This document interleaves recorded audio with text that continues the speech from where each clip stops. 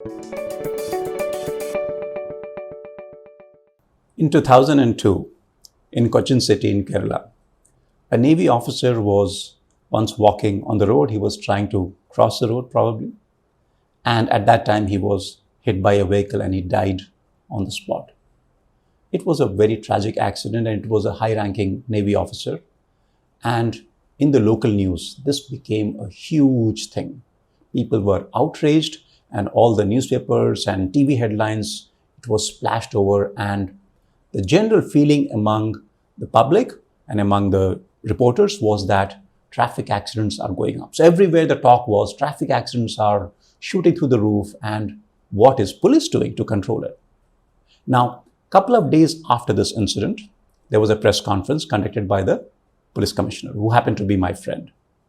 So again, in that press conference, all the reporters, they were like, "What are you doing? Traffic accidents are shooting up." And then he showed them the data.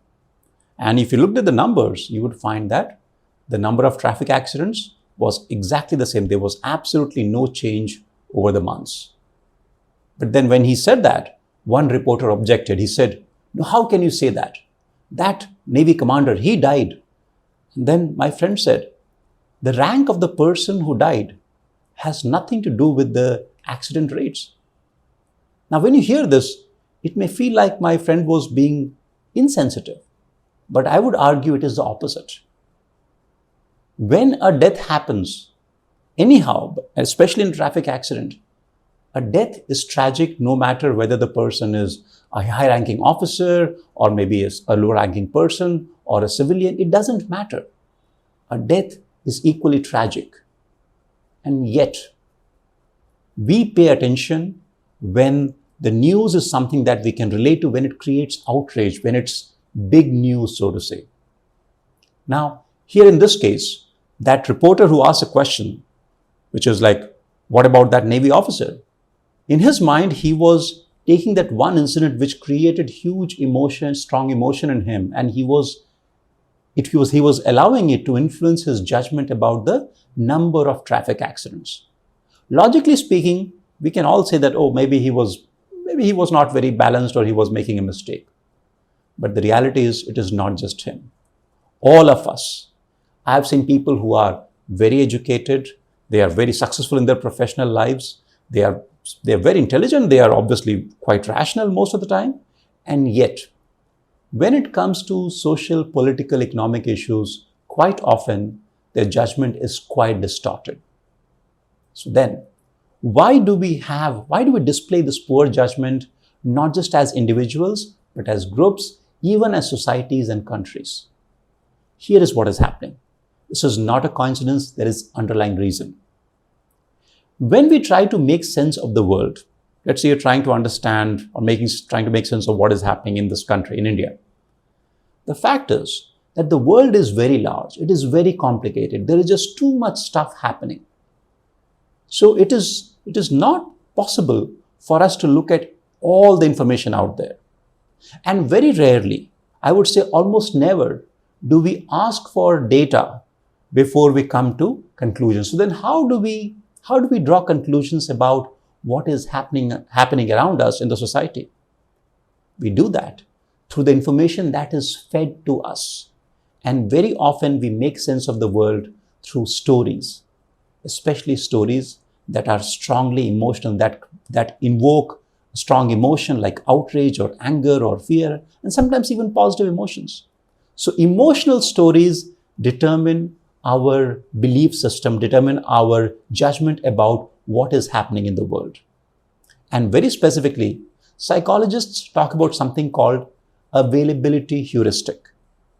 Now, this is a complicated phrase, but what it means is very simple, which is that if we are able to recall some incident or anything that we can recall easily, we will estimate that the probability of that event to be much higher than what it really is. So in some sense, in our mind, if something is easily available for recall, then we will overestimate the probability of that incident or that event.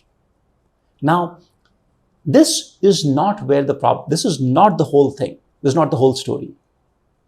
This availability heuristic, it is how it shapes our thinking is as follows. Since we are not looking at all the information in the society, we are looking at information that is coming to us. So then the next question, what kind of information is fed to us and how do we consume information? If let us say there were 10,000 data points and we could consume only 100, but those 100 events or 100 data points were randomly selected, it was unbiased selection, then our distortion would be much less. There could still be some distortion. Why? Because the stories that are fed to us, our mind would grab onto the ones which are highly outraging or which invoke strong emotion. But what happens is, information that is coming to us, it is not neutral, it is not an unbiased sample. Why is that? Two reasons.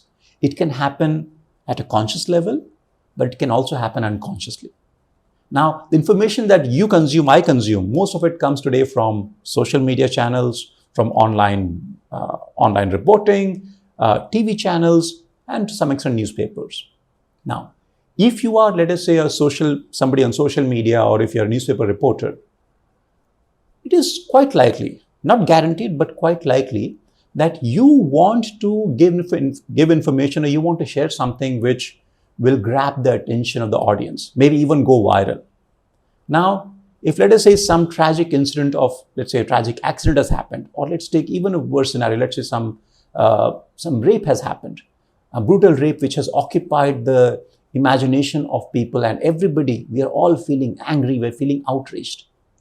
At that point in time, if you feed a story about corruption, it is going to have less influence on the reader than something about another incident of rape, or maybe the same event.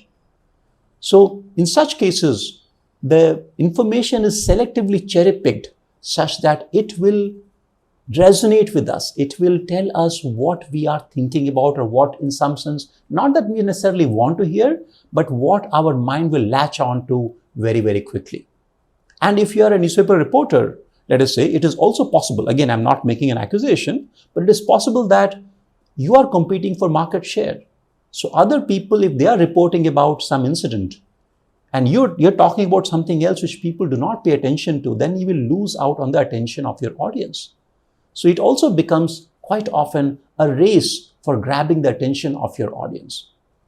So consciously, sometimes people will be feeding you what is top of the mind for the audience. So when people are talking about, say, inflation, then more reports on inflation will come. When it is corruption, you'll hear about more corruption. It is rape, you'll hear more about rape. I'm not implying that these issues are unimportant or they don't matter when they're not reported. In fact, I'm arguing the opposite. All these issues, they remain important at any point in time. But what we are fed is not a reflection of the ground reality. Let's take a specific example to illustrate this. So when I talk to people, often I've asked this question, like, when you think about terrorism, on a scale of 1 to 10, rate what kind of feeling does it invoke in terms of like how much fear or how much concern does it evoke in you? And often people rate it quite high. Then I'll ask them, what about traffic accidents? What is the emotion or what amount of fear does it bring out in you?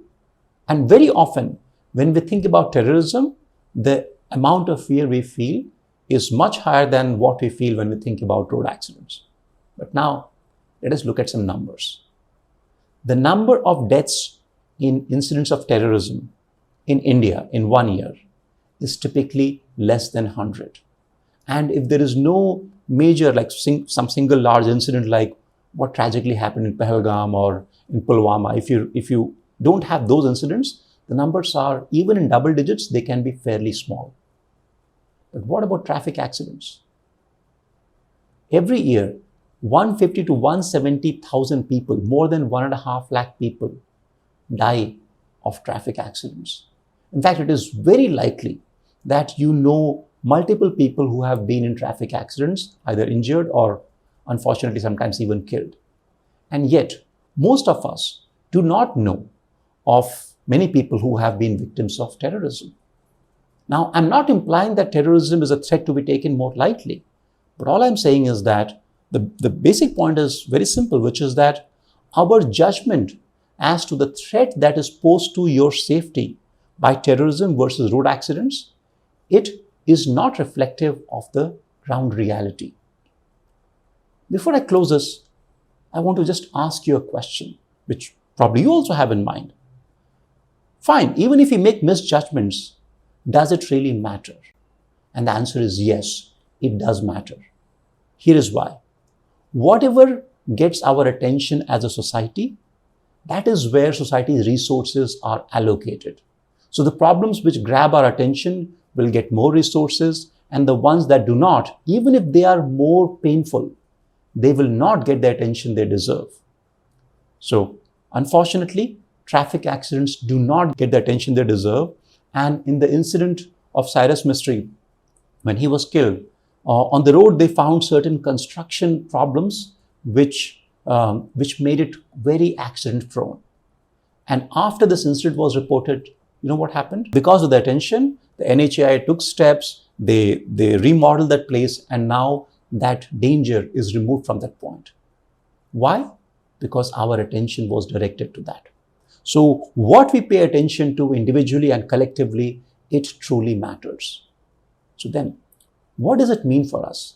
How do we make sure, or how do we at least reduce the probability of making misjudgments? Here's what I'll say.